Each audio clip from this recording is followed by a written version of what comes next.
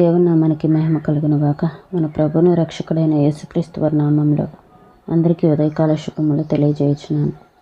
ఈరోజు దేవుని వాగ్దానము కీర్తనల గ్రంథము 37వ కీర్తన 5వ చరణం. ఆయన నీ కార్యము నెరవేర్చును.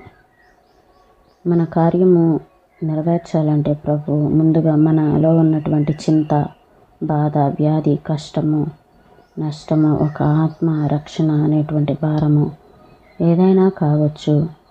ముందుగా ప్రభు మీద వదిలేసి దాన్ని ఆయన చేతిలో పెట్టినప్పుడే ఆయన కార్యము చేయును అని ఈ వాక్యము మనల్ని బలపరుస్తూ ఉంది. ప్రభు చేతిలో పెట్టినటువంటి ప్రతి ప్రార్థన, ప్రతి మార్గము దేవుడు వెంటనే కార్యం చేస్తారు. కానీ మనము ఎక్కువ శాతము చింతలు, వ్యాధి, బాధ ఏది వచ్చినా కానీ మనము ప్రభు మీదకి దానిని విడిచిపెట్టడానికి మనం చేయలేము చాలాసార్లు.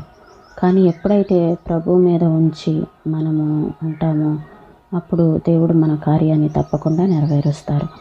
నీ మార్గమును ప్రభు మీదకు దొర్లించి వేయుము, ఆయనను నమ్ముకొని ఉండుము, అప్పుడు ఆయన నీ కార్యము నెరవేర్చునని మరి ఒక తర్జుమాలోనున్నది. మన చింత, చివుకు ఏదైనాను, వ్యాధి కానీ, బాధ కానీ, కష్టం కానీ, నష్టం కానీ, ఒక ఆత్మరక్షణ భారం కానీ మనం ప్రభు మీదకు దొర్లించి ఆయన చేతిలో పెట్టిన క్షణమందే ఆయన కార్యము చేయనని ఈ వాక్యము దృఢపరచుచున్నది. ఆయన కార్యము చేయును. ఇప్పుడే మన సమస్యను, మన మార్గమును ఆయనకు వెంటనే అప్పగించుట మనము చేయనప్పుడు గొప్ప అపాయంలో చిక్కుకొని ఉందము. ఆయన ఇప్పుడే చేయుటకు సంసిద్ధంగానున్నాడని తెలిసియు ఆలస్యం చేయుట మన బుద్ధి పొరపాటే. ప్రభు చేతిలో మనము పెట్టిన ప్రతి ప్రార్థనను, మార్గమును పరిశుద్ధాత్ముడు వెంటనే అందుకొని కార్యము చేయ ఆరంభించును.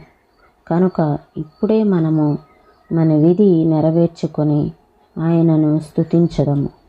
అది ఎంత గడ్డు సమస్య అయిననో సరే ఆయన దానిని పరిష్కరించెనని స్తుతి చెల్లించదము. ఇప్పుడే ఆ పని చేయుము.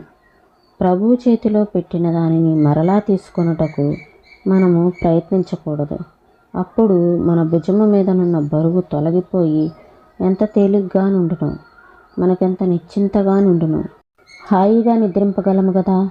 ఆ చిక్కును ఆయన విడదీయుచున్నాడు గనుక మనము ఊరక నిలుచుండి చూడవలసినదే. అది సరి అయినప్పుడు మన సంతోషమునకు హద్దులుండవు.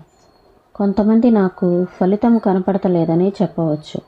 పర్వాలేదు, నీవు నిజముగా నీ బరువును దొర్లించి ఉంటే యేసు నీ కార్యమును చేయుట తప్పక చూడగలవు. ఆయన నీ కార్యము చేయునని ఆయన వాక్యం చెప్పుచున్నది. నీ విశ్వాసము ఇప్పుడు పరీక్షింపబడను.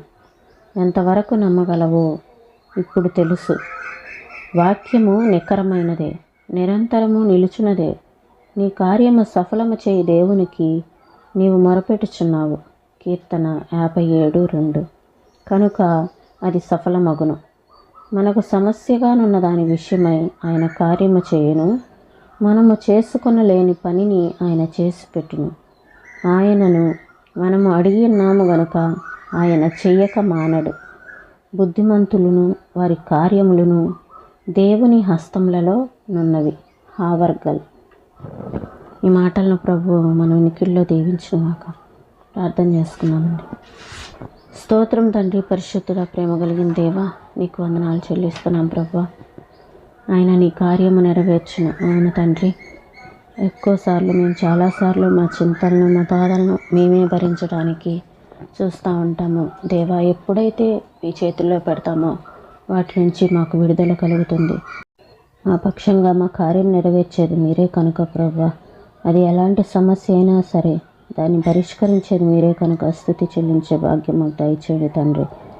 దేవా, నీకు స్తోత్రాలు చెల్లిస్తున్నాం. ఎంత గొప్ప చిక్కులనైనా మీరు విడదీయగలరు ప్రభు. అయ్యా, మీకు అప్పగించి మేము నా తండ్రి మా భుజం మీద ఉన్న బరువు తొలగించుకోగలిగితే ఎంతో తేలిగ్గా ఉంటుంది, ఎంతో నిశ్చింతగా ఉండగలము. దేవా, అటువంటి కృపను మాకు అనుగ్రహించండి ప్రభు. ఎంతమంది సమస్యలు, చిక్కులలో ఉన్నారో అటు వారిని జ్ఞాపకం చేసుకొని విడుదల దయచేయమని యేసు నామములో అడుగుచున్నాం తండ్రి. ఆమేన్.